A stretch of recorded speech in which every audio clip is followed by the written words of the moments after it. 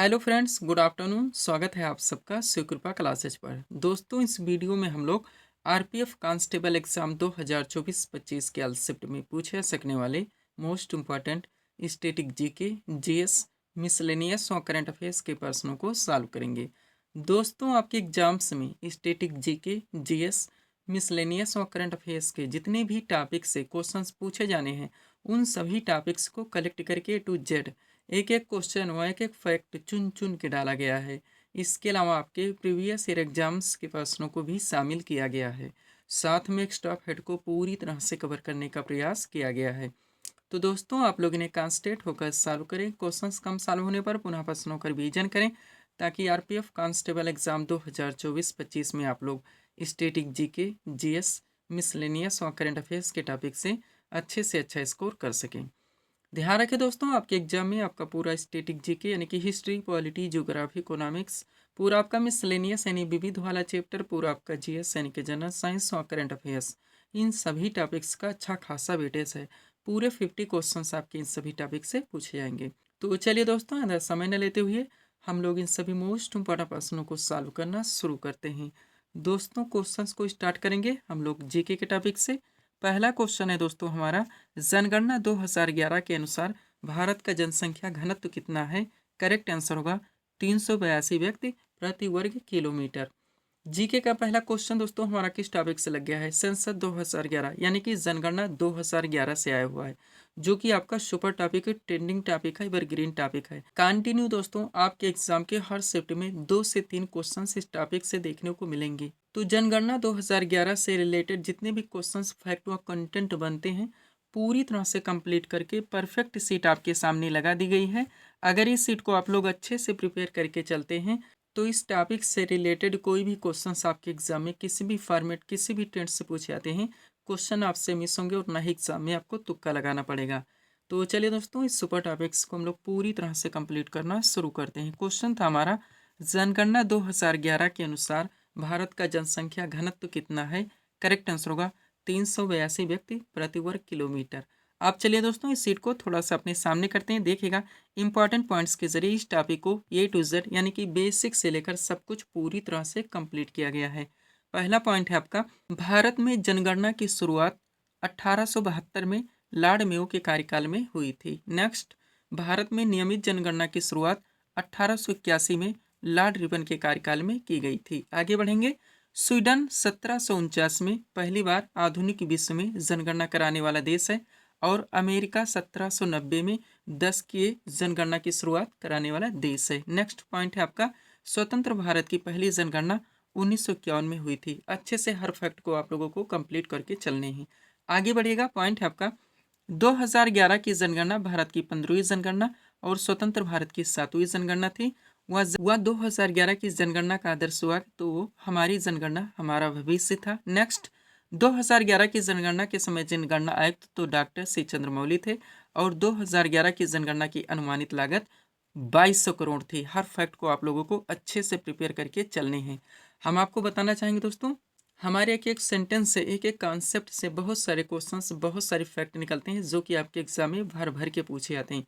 यही वजह है दोस्तों, हम अपने वीडियोस में ऑप्शन नहीं लगाते, क्योंकि ऑप्शन से ये सारी चीज़ें आपकी एक साथ कभी कंप्लीट नहीं हो सकती, केवल कन्फ्यूजन क्रिएट होता है और टाइम टेकिंग हो जाता है।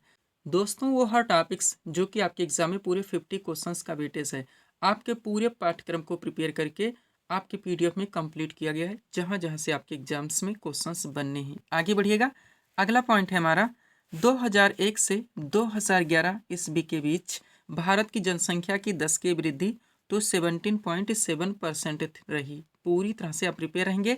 नेक्स्ट, 1911 से 1921 ईस्वी के दौरान भारत में जनसंख्या की 10 की वृद्धि तो ऋणात्मक रही, कितना? -0.31%।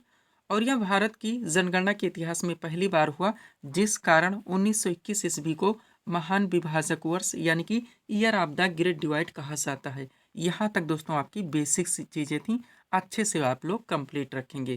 अब चलिए दोस्तों, जनगणना 2011 से जो डाटा निकल के आया, उसको आप लोग क्रम से पूरी तरह से कंप्लीट करेंगे। देखिएगा, पहला पॉइंट है हमारा, 2011 की जनगणना के अनुसार भारत की कुल जनसंख्या तो 1 अरब 21 करोड़ 8 लाख 54,977, यानी एक रूप में कहा जाए तो 121 करोड़ है, जो कि विश्व की कुल जनसंख्या का 17.5% है। नेक्स्ट, 2011 की जनगणना के अनुसार इनमें पुरुष जनसंख्या की बात की जाए तो 51.47% तथा महिलाओं की बात की जाए तो 48.53% है। इस सारे फैक्ट को आप लोग दोस्तों पूरी तरह से रट के रखेंगे।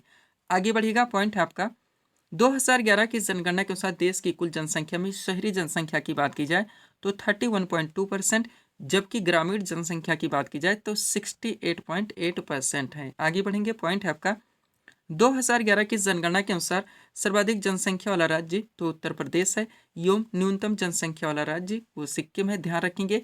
अब यही चीजें आप केंद्र शासित प्रदेश में देखेंगे। जो भी डाटा हम लोग उठाएंगे दोस्तों, सबसे पहले राज्य में पूरी तरह से कंप्लीट करेंगे और क्रम से दोस्तों केंद्र शासित प्रदेश में भी उस डाटा को पूरी तरह से कंप्लीट करके आगे बढ़ेंगे। पॉइंट देखिएगा, 2011 की जनगणना के अनुसार सर्वाधिक जनसंख्या वाला केंद्र शासित प्रदेश तो दिल्ली है, एवं न्यूनतम जनसंख्या वाला केंद्र शासित प्रदेश वो लक्षद्वीप है। अच्छे से आप लोग प्रिपेयर रहेंगे। आगे बढ़िएगा, अगला पॉइंट है दोस्तों आपका 2011 की जनगणना के अनुसार सर्वाधिक 10 के जनसंख्या वृद्धि वाला राज्य तो मेघालय कितना है 27.95%, एवं न्यूनतम 10 की वृद्धि वाला राज्य वो नागालैंड है, कितना यहाँ का -0.6%। अब यही चीजें आप लोग केंद्र शासित प्रदेश में देखेंगे। तो 2011 की जनगणना के अनुसार सर्वाधिक 10 की जनसंख्या वृद्धि वाला केंद्र शासित प्रदेश तो दादरा एवं नगर हवेली है, कितना है 55.9%, एवं न्यूनतम 10 की वृद्धि वाला केंद्र शासित प्रदेश वो लक्षद्वीप है, कितना यहाँ का दोस्तों 6.3%। ध्यान रखेंगे आप लोग। आगे बढ़िएगा, अगला पॉइंट है आपका 2011 की जनगणना के अनुसार भारत का जनसंख्या घनत्व तो 382 व्यक्ति प्रति वर्ग किलोमीटर है। ध्यान रखेंगे। अब यही चीजें आप लोग राज्य एवं केंद्र शासित प्रदेश में कलेक्ट करेंगे। तो सबसे पहले राज्य में दोस्तों 2011 की जनगणना के अनुसार सर्वाधिक जनसंख्या घनत्व वाला राज्य तो बिहार है, कितना यहाँ का 1106, एवं न्यूनतम जनसंख्या घनत्व वाला राज्य वो अरुणाचल प्रदेश है, कितना यहाँ का केवल 17। अब यही चीजें आप लोग केंद्र शासित प्रदेश में देखेंगे। तो 2011 की जनगणना के अनुसार सर्वाधिक जनसंख्या घनत्व वाला केंद्र शासित प्रदेश वो दिल्ली है, कितना यहाँ का 11,320, एवं न्यूनतम जनसंख्या घनत्व वाला केंद्र शासित प्रदेश वो अंडमान निकोबार द्वीप समूह है, कितना यहाँ का 46। अच्छे से आप लोगों को कंप्लीट करके चलने हैं। सब कुछ आपके पीडीएफ में पूरी तरह से मेंशन है। सारे क्लासेस के वीडियोस के टॉपिक्स भी दोस्तों आपके पीडीएफ में पूरी तरह से ऐड किए गए हैं। अगला पॉइंट देखिएगा क्या है, 2011 की जनगणना के अनुसार भारत का लिंगानुपात 943 है। ध्यान रखिएगा।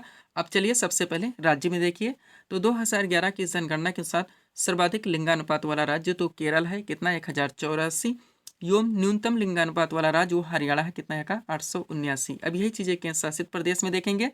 तो 2011 की जनगणना के अनुसार सर्वाधिक लिंगानुपात वाला केंद्र शासित प्रदेश वो पुदुचेरी, कितना 1037, एवं न्यूनतम लिंगानुपात वाला केंद्र शासित प्रदेश वो दमन व दीव है, कितना यहाँ का 618। ध्यान रखेंगे आप लोग। आगे बढ़ते हैं। सबसे पहले एक नोट देखिए दोस्तों, यानी कि इसमें डिफिनेशन दिया गया है। जो चीज़ हम लोग कंप्लीट करेंगे डायरेक्ट आपके एग्जाम में दोस्तों डिफिनेशन भी पूछ लिया था। जैसे जनसंख्या घनत्व क्या है दोस्तों, या लिंगानुपात किससे कहते हैं, ऐसे भी डिफिनेशन भी पूछे जाते हैं। वो हर टेंड हर फॉर्मेट से दोस्तों क्वेश्चंस को आपको आपके टॉपिक को पूरी तरह से मेंशन किया गया है, जैसे कि आपके एग्जाम से क्वेश्चंस बनते हैं। देखिएगा, इंपॉर्टेंट नोट है हमारा, जन्म से लेकर 6 वर्ष की आयु तक प्रति 1000 बालकों की संख्या की तुलना में इसी आयु वर्ग में बालिकाओं की संख्या के अनुपात को शिशु लिंगानुपात कहते हैं। यानी आप लोग दोस्तों अब शिशु लिंगानुपात को पूरी तरह से कंप्लीट करेंगे। सबसे पहले भारत का शिशु लिंगानुपात देखिए तो दोस्तों 919 है। अब राज्य में देखिए तो 2011 की जनगणना के अनुसार सर्वाधिक शिशु लिंगानुपात वाला राज्य तो अरुणाचल प्रदेश है, कितना है 972, एवं न्यूनतम शिशु लिंगानुपात वाला राज्य वो हरियाणा है, कितना यहाँ का 834। अब यही चीजें केंद्र शासित प्रदेश में देखिए। तो 2011 की जनगणना के अनुसार सर्वाधिक शिशु लिंगानुपात वाला केंद्र शासित प्रदेश वो अंडमान निकोबार द्वीप समूह, कितना 968, एवं न्यूनतम शिशु लिंगानुपात वाला केंद्र शासित प्रदेश वो दिल्ली है, कितना यहाँ का 871। ध्यान रखेंगे आप लोग। आगे बढ़ेंगे दोस्तों। अगला नोट देखिएगा कि हमारा क्या कह रहा है दोस्तों, 7 वर्ष और उससे अधिक का जो व्यक्ति किसी भाषा को समझ सकता हो और उसे लिख या पढ़ सकता हो वो साक्षर कहलाता है, यानी कि लिटरेसी आप लोग कंप्लीट करेंगे। देखिएगा, पहला पॉइंट 2011 की जनगणना के अनुसार भारत की साक्षरता दर तो 74.04% है। अच्छे से इसको रट के रखेंगे। अब देखिएगा, पहला पॉइंट 2011 की जनगणना के अनुसार भारत का सर्वाधिक साक्षरता वाला राज्य तो केरल है 94% एवं न्यूनतम साक्षरता वाला राज्य जो बिहार है कितना 61.8%। अब केंद्र शासित प्रदेश में देखिए तो 2011 की जनगणना के अनुसार सर्वाधिक साक्षरता वाला केंद्र शासित प्रदेश तो लक्षद्वीप है कितना 91.8% एवं न्यूनतम साक्षरता वाला केंद्र शासित प्रदेश वो दादरा एवं नगर हवेली कितना है यहाँ का 76.2%। ध्यान रखेंगे। आगे बढ़िएगा। अगला फैक्ट दोस्तों 2011 की जनगणना के अनुसार सर्वाधिक ग्रामीण जनसंख्या वाला राज्य तो हिमाचल प्रदेश है कितना 90% एवं न्यूनतम ग्रामीण जनसंख्या वाला राज्य जो गोवा है कितना है 37.8%।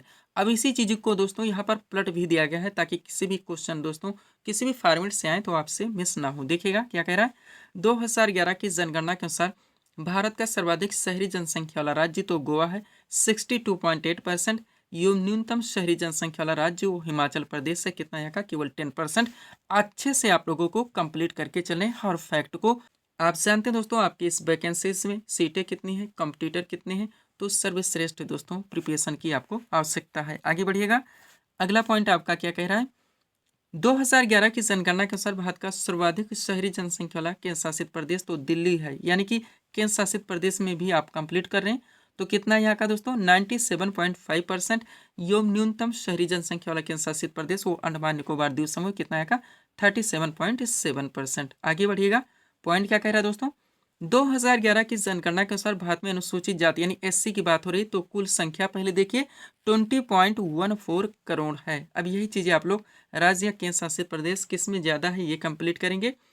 तो 2011 की जनगणना के अनुसार भारत का सबसे ज्यादा अनुसूचित जाति यानी एससी जनसंख्या वाला कि राज्य या केंद्र शासित प्रदेश उत्तर प्रदेश है। ध्यान रखेंगे।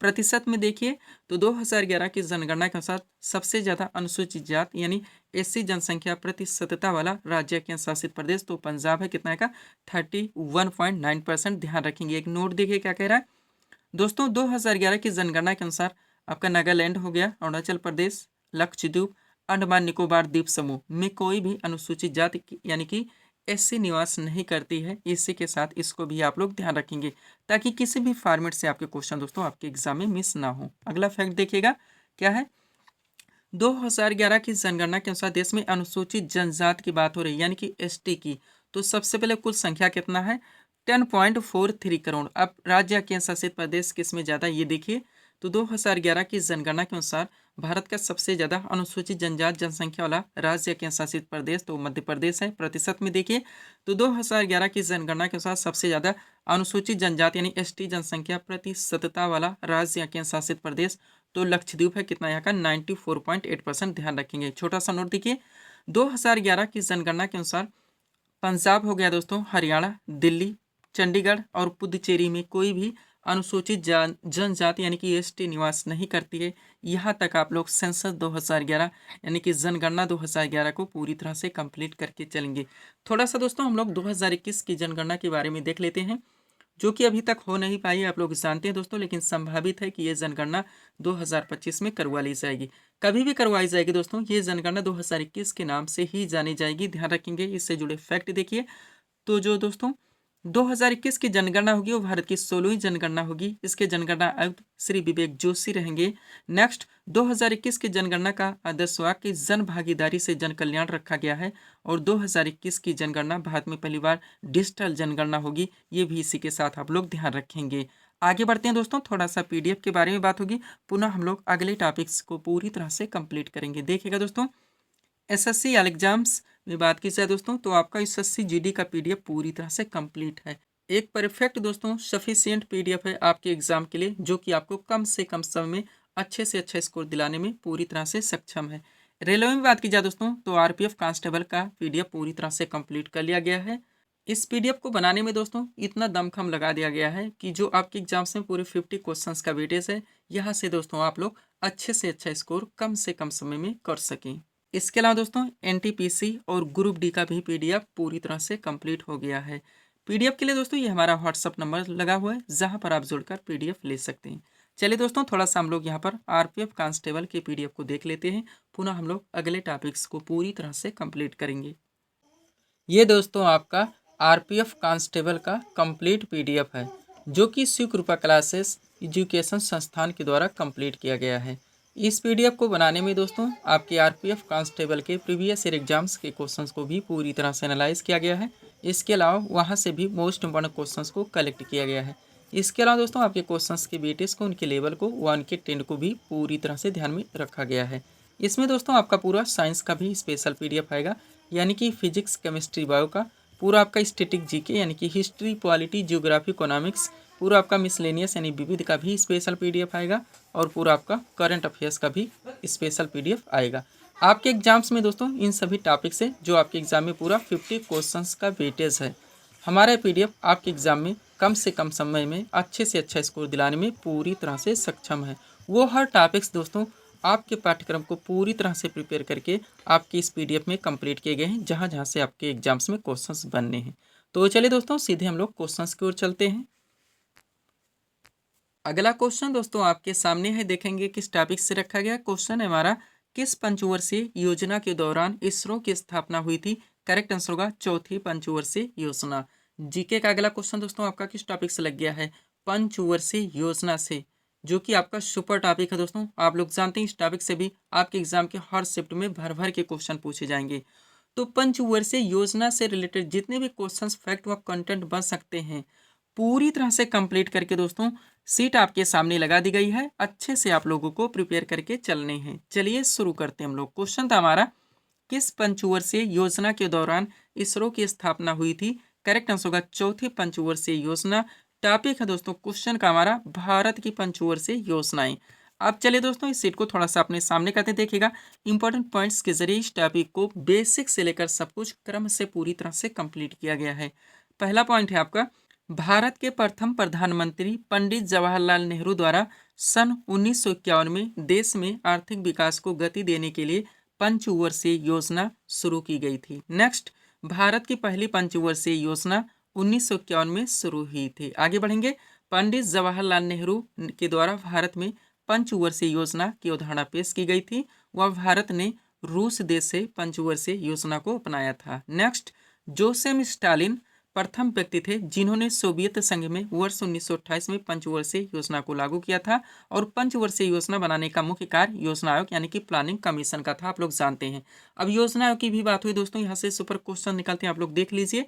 तो योजना आयोग यानी कि प्लानिंग कमीशन का गठन 15 मार्च 1950, डेट जरूर ध्यान रखेंगे, को दोस्तों केंद्रीय मंत्रिमंडल के एक प्रस्ताव द्वारा किया गया था। योजना आयोग एक संवैधानिक संस्था नहीं है। योजना आयोग के प्रथम अध्यक्ष पंडित जवाहरलाल नेहरू एवं पहले उपाध्यक्ष गुलजारी लाल नंदा थे। अच्छे से आप लोग कंप्लीट रखेंगे। ये आपकी दोस्तों बेसिक चीजें थी। अब यहाँ से दोस्तों हम लोग भारत की पंचवर्षीय योजनाओं को पूरी तरह से कंप्लीट करेंगे। देखिएगा पॉइंट है हमारा, भारत की पंचवर्षीय योजनाएं। स्टार्ट करते हैं हम लोग। बात की जाए दोस्तों प्रथम पंचवर्षीय योजना की, तो इसकी अवधि थी 1 अप्रैल 1951 से लेकर 31 मार्च 1956 तक। मॉडल की बात की जाए तो हेराल्ड डोमर मॉडल पर आधारित थी। मुख्य उद्देश्य था इसका कृषि विकास। थोड़ा सा नोट देखिए यहाँ से, इस योजना काल के दौरान कई बड़ी सिंचाई परियोजनाएं लगाई गई, जैसे कि भाखड़ा नांगल परियोजना, दामोदर नदी घाटी परियोजना और ब्यास परियोजना। ध्यान रखेंगे। बात की जाए दोस्तों द्वितीय पंचवर्षीय योजना की, तो इसकी समयावधि थी 1 अप्रैल 1956 से लेकर 31 मार्च 1961 तक। मॉडल की बात की जाए तो पीसी महालनोबिस मॉडल पर आधारित थी। मुख्य उद्देश्य था इसका औद्योगिक विकास। नोट देखिए दोस्तों, द्वितीय पंचवर्षीय योजना के दौरान अनेक महत्वपूर्ण वृहद उद्योग जैसे कि राउरकेला, भिलाई व दुर्गापुर क्रमशः लगा हुआ, जरूर ध्यान रखेंगे, जर्मनी, रूस और ब्रिटेन के सहयोग से स्थापित किए गए थे। वह द्वितीय पंचवर्षीय योजना के दौरान भारत में मिश्रित अर्थव्यवस्था का विकल्प चुना गया था। कोई भी फैक्ट, कोई भी कंटेंट दोस्तों इसमें से आप लोग मिस करके नहीं चलेंगे। आगे बढ़िएगा। अगला देखिएगा दोस्तों, बात की जाए तृतीय पंचवर्षीय योजना की। एक बात ऑलरेडी कहना चाहेंगे दोस्तों, जितने भी स्टूडेंट पीडीएफ को ले चुके हैं, ले रहे हैं दोस्तों, थोड़ा सा आप लोग इन्वेस्ट कीजिए, प्रिंट आउट जरूर निकलवा लीजिए। एक अच्छी खासी सीट बन जाएगी दोस्तों, आप अच्छे से पढ़ सकते हैं, अंडरलाइन लगा कर रिवाइज कर सकते हैं। और अगर आप इतना कर लेते हैं तो कम से कम समय में बिना इधर उधर भटके आप लोगों की प्रिपरेशन अच्छे खासे ढंग से क्लियर हो जाती है। पीडीएफ को दोस्तों इस फॉर्मेट में बनाया भी गया है, आपको पढ़ने में भी अच्छा लगेगा और आपकी सारी चीज़ें कम से कम समय में कंप्लीट हो जाएंगी। देखिएगा दोस्तों, बात की जाए तृतीय पंचवर्षीय योजना की, तो मुख्य उद्देश्य था इसका आत्मनिर्भरता, कृषि एवं उद्योग का विकास।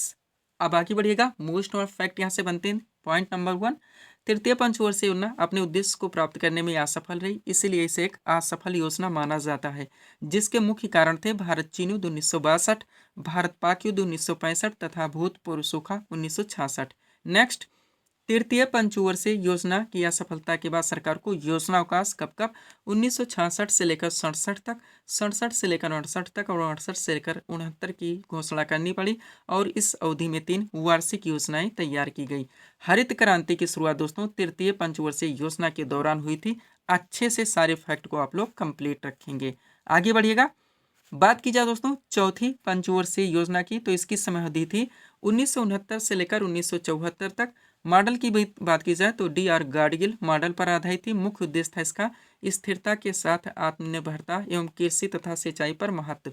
अब 3 क्वेश्चन यहाँ से सुपर बनते हैं। पहला, किस पंचवर्षीय योजना में 14 बैंकों का राष्ट्रीयकरण किया गया? तो चौथी पंचवर्षीय योजना थी। नेक्स्ट, किस पंचवर्षीय योजना में भारत की कृषि वृद्धि दर सर्वाधिक रही? तो भी चौथी पंचवर्षीय योजना थी। और किस पंचवर्षीय योजना के दौरान इसरो की स्थापना हुई थी? तो भी चौथी पंचवर्षीय योजना ही थी, ध्यान रखेंगे। बात की जाए दोस्तों पांचवी पंचवर्षीय योजना की, तो मुख्य उद्देश्य था इसका गरीबी उन्मूलन और आत्मनिर्भरता पर बल। अब 2 क्वेश्चन यहाँ से सुपर है। पहला, किस पंचवर्षीय योजना में पहली बार गरीबी हटाओ का नारा दिया गया? तो पांचवी पंचवर्षीय योजना थी। नेक्स्ट, कौन सी पंचवर्षीय योजना जो केवल 4 वर्ष ही चली थी? तो भी पांचवी पंचवर्षीय योजना थी। अच्छे से आप लोग ध्यान रखेंगे। आगे बढ़िएगा। बात की जाए दोस्तों छठी पंचवर्षीय योजना की, तो इसकी समय अवधि थी 1980 से लेकर 1985 तक। मुख्य उद्देश्य था इसका गरीबी उन्मूलन और रोजगार में वृद्धि। अब यहाँ से सुपर कंटेंट है आपके, देखिएगा। पहला पॉइंट, किस पंचवर्षीय योजना में समन्वित ग्रामीण विकास कार्यक्रम शुरू हुआ? तो छठी पंचवर्षीय योजना। नेक्स्ट, छठी पंचवर्षीय योजना के दौरान जनसंख्या वृद्धि को नियंत्रित करने के लिए परिवार नियोजन कार्यक्रम शुरू हुआ था, ध्यान रखेंगे। और छठी पंचवर्षीय योजना के दौरान शिवरामन समिति की सिफारिश पर कब 1982 में क्या राष्ट्रीय कृषि एवं ग्रामीण विकास बैंक यानी कि नाबार्ड की स्थापना हुई थी, ध्यान रखेंगे। ऐसे कंटेंट हैं दोस्तों जो कि केवल पूछे नहीं जाएंगे, आपके एग्जाम में कंटिन्यू रिपीट होंगे। भर भर के आपके एग्जाम से दोस्तों हर शिफ्ट में यहाँ से बनेंगे। आगे बढ़िएगा। सातवीं पंचवर्षीय योजना की बात की जाए, समय अवधि थी 1985 से लेकर 1990। मुख्य उद्देश्य था रोजगार, शिक्षा तथा जन स्वास्थ्य का विकास, ध्यान रखेंगे। आगे बढ़िएगा। बात की जाए दोस्तों आठवीं पंचवर्षीय योजना की, तो समय अवधि थी इसकी 1992 से 1997 तक। मुख्य उद्देश्य था इसका मानव संसाधन का विकास। नौवीं पंचवर्षीय योजना की बात की जाए, समय अवधि थी इसकी 1997 से 2002। मुख्य उद्देश्य था इसका न्यायपूर्ण वितरण एवं समानता के साथ विकास। 10वीं पंचवर्षीय योजना की बात की जाए, समय दी थी इसकी 2002 से 2007। मुख्य उद्देश्य था इसका गरीबी को और बेरोजगारी को समाप्त करना एवं अगले 10 वर्षों में प्रति व्यक्ति आय को दोगुनी करना, ध्यान रखेंगे। आगे बढ़िएगा। बात की जाए दोस्तों 11वीं पंचवर्षीय योजना की, तो समय दी थी इसकी 2007 से 2012। मुख्य उद्देश्य था तीव्रतम एवं समावेशी विकास। 12वीं पंचवर्षीय योजना की बात की जाए, समय दी थी 2012 से 2017। मुख्य उद्देश्य था तीव्र समावेशी और सतत विकास। यहाँ तक दोस्तों आप लोग पंचवर्षीय योजना को पूरी तरह से कंप्लीट करके चलेंगे। इसके बाद में आप लोग जानते हैं दोस्तों पंचवर्षीय योजनाएं समाप्त कर दी गई और उसके स्थान पर दोस्तों नीति आयोग का गठन कर दिया गया, जो कि करंट के पीडीएफ में पूरी तरह से मेंशन है। लेकिन आप लोग कमेंट करके हमें ज़रूर बताएंगे दोस्तों कि वर्तमान में नीति आयोग के सीईओ और उपाध्यक्ष कौन है। पीडीएफ के लिए दोस्तों ये हमारा व्हाट्सअप नंबर लगा हुआ है। चलेंगे दोस्तों हम लोग अगले टॉपिक्स की ओर। अगला क्वेश्चन दोस्तों आपके सामने है, देखेंगे किस टॉपिक से रखा गया। क्वेश्चन है हमारा, त्रिस्तरीय पंचायती राज व्यवस्था का सुझाव किस समिति ने दिया? करेक्ट आंसर होगा बलवंत राय मेहता समिति ने। जीके का अगला क्वेश्चन दोस्तों आपका किस टॉपिक से लग गया? पंचायती राज व्यवस्था से। ये भी दोस्तों आपका सुपर टॉपिक है। कंटिन्यू आपके एग्जाम्स के हर शिफ्ट में दोस्तों यहाँ से भी क्वेश्चन देखने को मिलेंगे। वो हर टॉपिक्स दोस्तों आपके पाठ्यक्रम को पूरी तरह से प्रिपेयर करके आपके पीडीएफ में कंप्लीट किए गए, जहाँ जहाँ से आपके एग्जाम्स में क्वेश्चन बनने हैं। सारे क्लासेस के वीडियोस के टॉपिक्स भी दोस्तों आपके पीडीएफ में पूरी तरह से ऐड किए गए हैं। तो सब कुछ पूरी तरह से कंप्लीट करके सीट आपके सामने लगा दी गई है। अच्छे से आप लोगों को प्रिपेयर करके चलने हैं। चलिए शुरू करते हैं हम लोग। क्वेश्चन था हमारा, त्रिस्तरीय पंचायती राज व्यवस्था का सुझाव किस समिति ने दिया? करेक्ट आंसर होगा बलवंत राय मेहता समिति ने। अब चलिए दोस्तों इस सीट को थोड़ा सा अपने सामने करते हैं। देखिएगा इंपॉर्टेंट पॉइंट्स के जरिए इस टॉपिक को पूरी तरह से कंप्लीट किया गया है। पहला पॉइंट है हमारा, पंचायती राज व्यवस्था भारत में स्थानीय स्वशासन का एक विकेंद्रीकृत रूप है। यह ग्रामीण समुदायों को सशक्त बनाने और जमीनी स्तर पर लोकतंत्र को बढ़ावा देने के लिए पेश की गई थी, ध्यान रखेंगे। अब आप जानते हैं दोस्तों पंचायती राज व्यवस्था में 3 स्तर होते हैं, ध्यान रखेंगे। तो पॉइंट हमारा, पंचायती राज व्यवस्था में 3 स्तर होते हैं, ग्राम पंचायत, पंचायत समिति और जिला परिषद। आगे बढ़ेंगे। अब यहाँ से दोस्तों एक एक पॉइंट को आप लोग अच्छे से प्रिपेयर करके चलेंगे, जहाँ पर इस टॉपिक को A to Z दोस्तों, यानी जहाँ से भी दोस्तों इस टॉपिक से क्वेश्चंस बन सकते हैं, पूरी तरह से कवर किया गया है। पहला पॉइंट, भारत में प्रतिवर्ष 24 अप्रैल को राष्ट्रीय पंचायती राज दिवस मनाया जाता है। इस दिवस का मुख्य उद्देश्य स्थानीय शासन के महत्व के बारे में जागरूकता बढ़ाना है। नेक्स्ट, पंचायती राज व्यवस्था को 73वें संविधान संशोधन 1992 के द्वारा संवैधानिक दर्जा प्रदान किया गया था। पंचायती राज व्यवस्था सर्वप्रथम 2 अक्टूबर 1959 को राजस्थान के नागौर जिले से प्रारंभ हुई। 73वें पंचायती राज व्यवस्था का सुझाव बलवंत राय मेहता समिति के द्वारा दिया गया था। संविधान की 11वीं सूची में आता है। इसमें टोटल 29 कार्यों को शामिल किया गया है। वह लॉर्ड रिपन को भारत में स्थानीय स्वशासन का जनक मानता है, ध्यान रखेंगे। अब सबसे पहले 4 क्वेश्चन कंप्लीट कीजिए। पहला, ग्राम पंचायत की स्थापना का प्रावधान भारतीय संविधान के किस भाग में? तो भाग 4 में है। नेक्स्ट, ग्राम पंचायत की स्थापना का प्रावधान भारतीय संविधान के किस अनुच्छेद में? तो अनुच्छेद 40 में है। नेक्स्ट, बलवंत राय मेहता समिति का गठन कब किया गया था? 1957 में, और पंचायती राज की सूची के अंतर्गत आता है, तो ये राज्य सूची का विषय है। अच्छे से आप लोग ध्यान रखेंगे। आगे बढ़ेगा। अब पंचायती राज व्यवस्था से जुड़ी जितनी भी समितियां हैं सबसे पहले उनको कंप्लीट कीजिए। पॉइंट हमारा, पंचायती राज व्यवस्था से जुड़ी महत्वपूर्ण समितियां, अलग अलग ट्रेंड से सारी चीजें पूछी जाती रहती हैं। सबसे पहले दोस्तों हनुमंतराव समिति, जो कि इसी से संबंधित है, 1983 में गठित हुई। GV राव समिति 1985 में गठित हुई। LM सिंघवी समिति 1986 में गठित हुई। बलवंत राय मेहता समिति 1957 में गठित हुई। अशोक मेहता समिति 1977 में गठित हुई। थुंगन समिति दोस्तों ये 1989 में गठित हुई, ध्यान रखेंगे। अब 4 क्वेश्चन दोस्तों यहाँ से आप लोग और कंप्लीट कीजिए ताकि ये टॉपिक आपका अच्छे से कंप्लीट हो सके। पहला क्वेश्चन, ग्राम पंचायत की आय का मुख्य स्रोत क्या है? तो मेला एवं बाजार कर। नेक्स्ट, पंचायती राज प्रणाली किस पर आधारित है? सत्ता के विकेंद्रीकरण पर। कौन पंचायती राज संस्थाओं के निर्वाचन के लिए उत्तरदायी? तो राज्य निर्वाचन आयोग। और द्विस्तरीय पंचायती राज व्यवस्था का सुझाव किसने दिया था? तो अशोक मेहता समिति ने दिया था, ध्यान रखेंगे आप लोग। PDF के लिए दोस्तों ये हमारा व्हाट्सअप नंबर लगा हुआ है। बढ़ेंगे दोस्तों हम लोग अगले टॉपिक्स की ओर। अगला क्वेश्चन दोस्तों आपके सामने है, देखेंगे किस टॉपिक से रखा गया। क्वेश्चन हमारा, टिक्का रोग किस फसल से संबंधित है? करेक्ट आंसर होगा मूंगफली से। अगला क्वेश्चन दोस्तों हमारा किस टॉपिक से लग गया है? जनरल साइंस में दोस्तों जो आपका सबसे वेटेज का टॉपिक है आपका बायो का टॉपिक, दोस्तों वहां से आपका क्वेश्चन लगाया गया है। और बायो के दोस्तों मोस्ट ऑफ क्वेश्चंस को कलेक्ट करके एक सीट आपके सामने लगाई गई है। एक एक क्वेश्चन आपके एग्जाम के लिए पूरी तरह से सुपर हो सकते हैं। हर क्वेश्चंस को आप लोगों को अच्छे से कंप्लीट करके चलने हैं। चलिए शुरू करते हैं हम लोग। क्वेश्चन था हमारा, टिक्का रोग किस फसल से संबंधित है? करेक्ट आंसर होगा मूंगफली से। आप चलिए दोस्तों इस सीट को थोड़ा सा अपने सामने करते हैं। देखिएगा बायो के मोस्ट क्वेश्चंस का कलेक्शन है हमारा। एक एक क्वेश्चन आप लोगों को कॉन्सेंट्रेट होकर सॉल्व करने हैं। पहला क्वेश्चन, पसीने वाली ग्रंथियां मानव शरीर के किस अंग में मौजूद होती हैं? तो यकृत में। नेक्स्ट, मानव शरीर में नमक की मात्रा कितनी होती है? तो 0.4%। रक्तहीन सर्जरी किसके माध्यम से की जाती है? तो लेजर के माध्यम से। जैव प्रौद्योगिकी यानी कि बायोटेक्नोलॉजी का तात्पर्य है तो औद्योगिक प्रक्रियाओं में सजीवों का उपयोग। नेक्स्ट, किसने सर्वप्रथम पेसमेकर का आविष्कार किया था? क्रिश्चियन बर्नार्ड ने। पोलियो का पहला प्रभावी टीका किसने बनाया था? जोनास साल्क ने। खारे पानी में पैदा होने वाले पौधे कहलाते हैं दोस्तों? तो हेलोफाइट। और दुनिया का पहला मानव हृदय प्रत्यारोपण किसने किया था? क्रिश्चियन बर्नार्ड ने। आगे बढ़ेंगे। पाचन के यंत्र में जारी ऊर्जा का रूप कौन सा होता है? रासायनिक ऊर्जा। दूध से दही बनाने का काम कौन करता है? जीवाणु करते हैं। पेड़ की आयु का निर्धारण होता है वार्षिक वलय की संख्या से। कोशिका का ऊर्जा गृह दोस्तों तो ये माइटोकॉन्ड्रिया को कहा जाता है, ध्यान रखेंगे आप लोग। आगे बढ़ते हैं।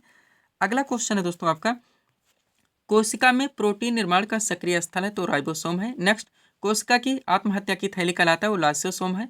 कोशिका में पाए जाने वाला आनुवंशिक पदार्थ है? तो DNA है। और DNA का द्विकुंडल प्रारूप किसने दिया था? तो वाटसन एवं क्रिक ने। नेक्स्ट, मनुष्य में किस क्रोमोसोम के मिलने से पुत्र का जन्म होता है? तो पुरुष का Y एवं स्त्री का X। नेक्स्ट, जीन का सर्वप्रथम कृत्रिम संश्लेषण किसने किया था? हरगोविंद खुराना ने। उत्परिवर्तन के सिद्धांत के प्रतिपादक दोस्तों तो ह्यूगो डी व्रीज थे। और प्राकृतिक चयन के सिद्धांत दोस्तों किसने दिए थे? तो ये चार्ल्स डार्विन ने। नेक्स्ट, DNA का प्रमुख कार्य क्या है? आनुवंशिक क्रियाओं का संचालन करना। नेक्स्ट, होमोफीलिया रोग से ग्रसित व्यक्ति में क्या होता है दोस्तों? डेड लगा देगा है तो खून का बहना बंद नहीं होता। डाल्फिन किस वर्ग का उदाहरण है? स्तनधारी। और रक्त किस प्रकार का ऊतक है? तो रक्त एक तरल संयोजी ऊतक है। अच्छे से आप लोग ध्यान रखेंगे। आगे बढ़िएगा। क्वेश्चन है आपका, आलू में मोज़ेक रैग यानी कि मोज़ेक डिसीज का कारक तत्व है? तो विषाणु है। नेक्स्ट, वृक्ष की छालों पर उगने वाले कवक कहलाते हैं? तो कार्टिकोल्स। नेक्स्ट, गोबर पर उगने वाले कवक कहलाते हैं? कोप्रोफिलस। लाइकेन सूचक होते हैं वायु प्रदूषण के। खाद्य ऊर्जा को हम किस इकाई में माप सकते हैं? कैलोरी में। दूरबीन का आविष्कार किसने किया था? गैलीलियो ने। मानव शरीर में पाचन क्रिया कहाँ से प्रारंभ होती है? मुख से। पेसमेकर का संबंध किससे? हृदय से। पेसमेकर का कार्य क्या? दिल की धड़कन प्रारंभ करना। रक्त का शुद्धिकरण कहाँ होता है? किडनी में। मानव शरीर में खून के शुद्धिकरण की प्रक्रिया को क्या कहते हैं? तो डायलिसिस कहा जाता है। पाचन क्रिया में प्रोटीन किस पदार्थ में बदल जाते हैं? अमीनो अम्ल में। पित्त किसके द्वारा पैदा किया जाता है? यकृत के द्वारा। शरीर में हीमोग्लोबिन का कार्य क्या है? तो ऑक्सीजन का परिवहन करना। आगे बढ़ेंगे। अगला क्वेश्चन है दोस्तों आपका, लाल रक्त कणिका यानी कि RBC कहाँ उत्पन्न होते हैं? अस्थिमज्जा में। मानव शरीर की किस ग्रंथि को मास्टर ग्रंथि कहा जाता है? तो पीयूष ग्रंथि है। वृद्धावस्था में मनुष्य की हड्डियां क्यों कमजोर हो जाती हैं? कैल्शियम की कमी से। पालक के पत्तों में किसकी मात्रा सबसे अधिक होती है? तो आयरन की। नेक्स्ट, हाइड्रोफोबिया रोग उत्पन्न होता है विषाणु द्वारा। आलू में मोजेक रोग का कारक तत्व है तो भी विषाणु। फाइकोलॉजी में किसका अध्ययन कहता है? शैवाल का। फूलों के संवर्धन के विज्ञान को फ्लोरिकल्चर खाता है। डोंडोलॉजी में किसका अध्ययन कहता है? झाड़ियों के। हालांकि दोस्तों जो हमारा साइंस का पीडीएफ है इसमें टॉपिक वाइज भी इसको पूरी तरह से कंप्लीट किया गया है और ये सारे दोस्तों पीडीएफ आपकी दोस्तों जो टोटल पीडीएफ है उसमें ऐड किए गए हैं। नेक्स्ट, पोडोलॉजी में किसका अध्ययन कहता है? तो भूमि का। नेक्स्ट, नाशपाती यानी पियर का कौन सा भाग खाया है? गूदेदार पुष्पासन। किस पौधे में बीज होता है लेकिन फल नहीं होता? वो साइकस है। मानव शरीर की सबसे बड़ी और मजबूत हड्डी तो फीमर है। प्रकाश संश्लेषण के लिए आवश्यक गैस है तो कार्बन डाइऑक्साइड है। अच्छे से आप लोग ध्यान रखेंगे। आगे बढ़ते हैं। अगला क्वेश्चन है दोस्तों आपका, सूर्य के प्रकाश से कौन सा विटामिन प्राप्त होता है? तो विटामिन डी है। अदरक का कौन सा हिस्सा खाया जाता है? तना है।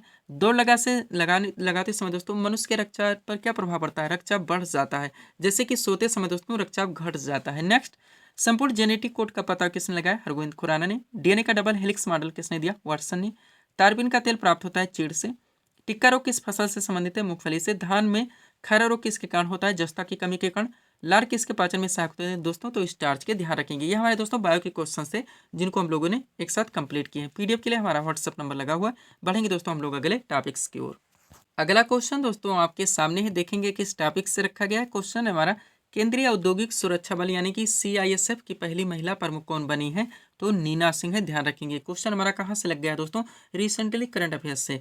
और रिसेंटली करंट अफेयर्स के दोस्तों मोस्ट इंपॉर्टेंट क्वेश्चंस को कलेक्ट करके एक सीट आपके सामने लगाई गई है। हर क्वेश्चन आपके एग्जाम के लिए सुपर हो सकते हैं। अच्छे से आप लोग प्रिपेयर करके चलेंगे। चलिए शुरू करते हैं हम लोग। क्वेश्चन था हमारा, केंद्रीय औद्योगिक सुरक्षा बल यानी कि सीआईएसएफ की पहली महिला प्रमुख कौन बनी है? तो नीना सिंह है। आप चलिए दोस्तों इस सीट को थोड़ा सा अपने सामने करते हैं। देखिएगा रिसेंटली करंट अफेयर्स के क्वेश्चंस का कलेक्शन है हमारा, अच्छे से आप लोगों को सॉल्व करने हैं। पहला क्वेश्चन, ऑस्ट्रेलियाई ओपन 2024 में पुरुष एकल का खिताब किसने जीता है? तो जनिक सिनर ने जीता, जो कि इटली से आते हैं। नेक्स्ट, ऑस्ट्रेलियन ओपन 2024 में महिला एकल का खिताब किसने जीता? तो अरीना सबालेंका ने। नेक्स्ट, 69वें फिल्म फेयर पुरस्कार 2024 में सर्वश्रेष्ठ अभिनेता का पुरस्कार किसने जीता है? तो रणबीर कपूर ने। मूवी का नाम है एनिमल। और इसी के साथ देखेंगे 69वें फिल्म फेयर पुरस्कार 2024 में सर्वश्रेष्ठ अभिनेत्री का पुरस्कार किसने जीता? तो आलिया भट्ट ने जीता है। मूवी का नाम है रॉकी और रानी की प्रेम कहानी। नेक्स्ट, वर्ष 2024 में कितने लोगों को कीर्ति चक्र प्रदान किया जाएगा? तो 6 लोगों को। और वर्ष 2024 के लिए प्रथम सेना कमांडर सम्मेलन कहाँ आयोजित किया जाएगा? तो ये नई दिल्ली में किया जाएगा। अच्छे से आप लोग ध्यान रखेंगे। आगे बढ़िएगा। अगला क्वेश्चन है दोस्तों आपका, 10 दिवसीय नाम क्या है? गगन शक्ति 2024, जो कि एक मेगा अभ्यास है। पूछा गया किसके द्वारा शुरू किया गया? तो भारतीय वायुसेना के द्वारा। नेक्स्ट, यूथ बॉक्सिंग विश्व कप 2024 की पदक तालिका में भारत किस स्थान पर है? तो दूसरे स्थान पर। और उत्तर प्रदेश सरकार के द्वारा उत्तर प्रदेश गौरव सम्मान 2024 से किसे सम्मानित किया गया है? तो टोटल 2 लोगों को। एक है डॉक्टर रितु करिधल, एक है नवीन तिवारी। वहाँ असम के सर्वोच्च नागरिक पुरस्कार नाम क्या? असम वैभव सम्मान 2023 से किसे सम्मानित किया गया? तो रंजन गोगोई को, जो कि भारत के 46वें मुख्य न्यायाधीश रह चुके हैं। आगे बढ़िएगा। अंतर्राष्ट्रीय शिक्षा दिवस 2024 कब मनाया गया? 24 जनवरी को। नेक्स्ट, सुभाष चंद्र बोस आपदा प्रबंधन पुरस्कार 2024 से किसे दोस्तों किससे प्रदान किया गया? तो 60 पैरासूट फील्ड हॉस्पिटल को किया गया, जो कि उत्तर प्रदेश में है। और किस राज्य के? हनुमानगढ़ी बेसन के लड्डू को जीआई टैग मिला है। तो दोस्तों उत्तर प्रदेश का प्रोडक्ट है। ध्यान रखेंगे। आगे बढ़िएगा। अगला क्वेश्चन है आपका, राष्ट्रीय स्टार्टअप दिवस 2024 हाल ही में कब मनाया गया? 16 जनवरी को। राष्ट्रीय प्रौद्योगिकी दिवस 2024 हाल ही में कब मनाया गया? 11 मई को। और 7वीं बार संतोष ट्रॉफी 2023-24 का खिताब किसने जीता है? सर्विसेज ने। मोहम्मद मुस्तफा किस देश के नए प्रधानमंत्री बने? फिलिस्तीन के। आज़ादी के बाद समान नागरिक संहिता यानी कि यूसीसी अधिनियम लागू करने वाला भारत का पहला राज्य कौन सा बना है? उत्तराखंड है। विश्व किडनी दिवस 2024 का मनाया गया दोस्तों? 14 मार्च को। विश्व कैंसर दिवस 2024 का मनाया गया? तो ये 4 फरवरी को मनाया गया। ध्यान रखेंगे आप लोग। आगे बढ़ते हैं। अगला क्वेश्चन है दोस्तों आपका, केंद्रीय औद्योगिक सुरक्षा बल यानी कि सीआईएसएफ की पहली महिला प्रमुख कौन बनी? नीना सिंह। कहा कि सोमपेन जनजाति ने पहली बार मतदान में भाग लिया? गिरट नौकोबार की। पुरानी पेंशन योजना यानी कि ओपीएस लागू करने वाला पूर्वोत्तर का पहला राज्य कौन सा बना? सिक्किम है। और प्रतिष्ठित महाराष्ट्र गौरव पुरस्कार 2024 से किससे सम्मानित किया गया? उमा रेले को। नेक्स्ट, किस राज्य में शिग्मोत्सव 2024 मनाया गया? गोवा में। पुलिस अनुसंधान व विकास ब्यूरो के नए महानिदेशक कौन बने हैं? तो राजीव शर्मा है। ध्यान रखेंगे आप लोग। आगे बढ़ते हैं। अगला क्वेश्चन है दोस्तों आपका, भारत के पैरालंपिक समिति के नए अध्यक्ष कौन बने? देवेंद्र झाझरिया। नेक्स्ट, मार्च 2024 में अंतर्राष्ट्रीय गीता महोत्सव 2024 कहाँ आयोजित किया गया? तो कोलंबो श्रीलंका में। और भारत में 14वां राष्ट्रीय मतदाता दिवस 2024 का मनाया गया 25 जनवरी को। ध्यान रखेंगे। तो यहीं पे इस वीडियो को विराम देना चाहिए। और भी दोस्तों क्वेश्चन या टॉपिक सेट करते हैं तो आपका वीडियो लंबा खिंच जाएगा। तो मिलते हैं दोस्तों अपने अगले वीडियोस में। Thanks for watching.